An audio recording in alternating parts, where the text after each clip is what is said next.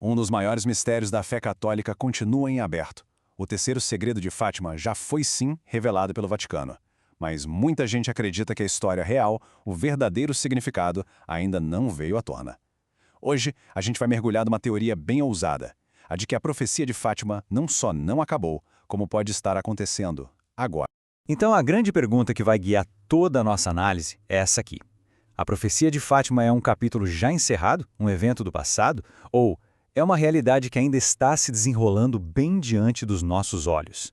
A fonte que a gente analisou para construir este material tem uma tese muito direta. Ela afirma que o segredo não é um evento único, mas sim uma profecia em curso. Mas o que isso quer dizer na prática? Vamos entender melhor essa ideia. Olha, essa ideia de profecia em curso meio que vira de cabeça para baixo que a gente geralmente pensa sobre profecias. Não se trata de um único evento, sabe? Um dia específico. Segundo essa perspectiva, o segredo de Fátima é mais como um processo lento, que vai se desenrolando ao longo de décadas, conectando coisas que aconteceram lá atrás com o que a gente vive hoje. Ok, para a gente conseguir entender essa teoria alternativa, primeiro a gente precisa dar uma olhada na interpretação oficial, aquela que o Vaticano divulgou, e entender por que ela é tão, mas tão questionada pela nossa fonte. Vamos lá. No ano 2000, a Santa Sé veio a público e declarou oficialmente que a visão profética do terceiro segredo se cumpriu com um atentado contra o Papa João Paulo II, lá em 1981. E desde então, essa virou a narrativa oficial, a história estabelecida. Só que a fonte que a gente está analisando hoje usa uma palavra bem forte para classificar essa interpretação: vergonhosa. A acusação é séria, teria sido uma manobra para, basicamente, encerrar um assunto muito incômodo, desviando o foco de uma profecia que, na verdade, não estaria apontando para um inimigo de fora, mas sim para uma crise dentro da própria igreja. E é aqui que a coisa fica interessante. Olha só essa comparação direta. A visão descreve um papa sendo morto, no meio de cadáveres, numa cidade toda em ruínas. Já o atentado de 81, bom, o Papa sobreviveu, não tinha corpos ao redor e tudo aconteceu na Praça de São Pedro. Para nossa fonte, as diferenças são gritantes, não dá para ignorar. E tem mais um detalhe que é simplesmente crucial. A vidente, a irmã Lúcia, escreveu que viu um homem vestido de branco que parecia ser o Santo Padre.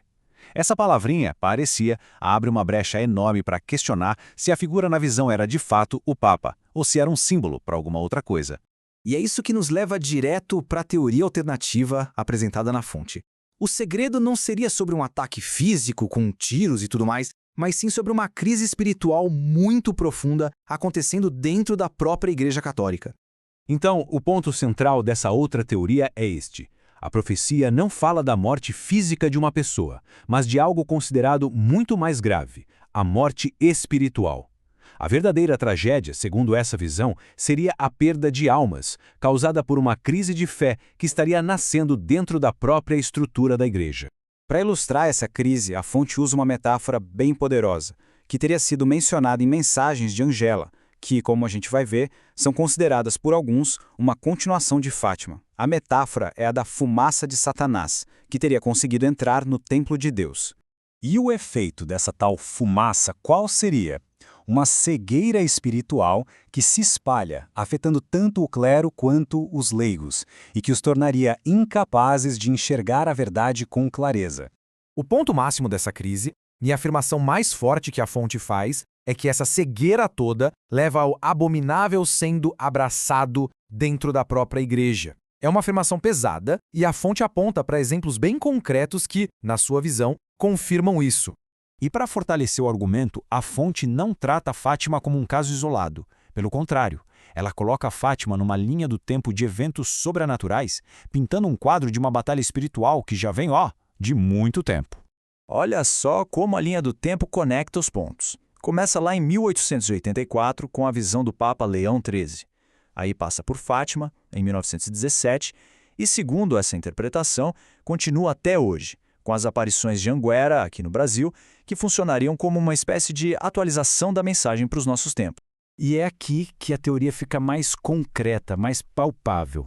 A fonte começa a apontar para eventos do nosso dia a dia, eventos contemporâneos, como provas de que a profecia está de fato se cumprindo agora.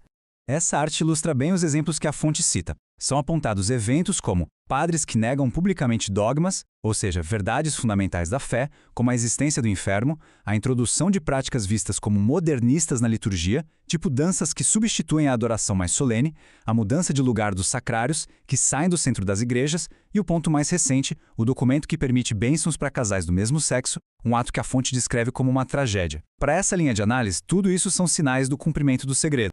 Bom, diante de um cenário descrito como tão grave, qual seria então a mensagem final da profecia? Segundo a fonte, não é para gerar pânico, mas sim um chamado urgente para a ação. Essa é, talvez, a declaração mais impactante de toda a análise. A ideia aqui é que uma guerra física, por mais terrível que seja, destrói o corpo, mas a crise espiritual descrita no segredo, essa coloca em risco a salvação da alma, o que é visto como algo infinitamente pior.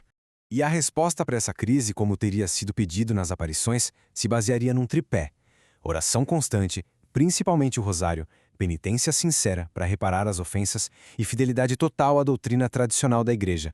E assim a gente termina com uma questão para reflexão.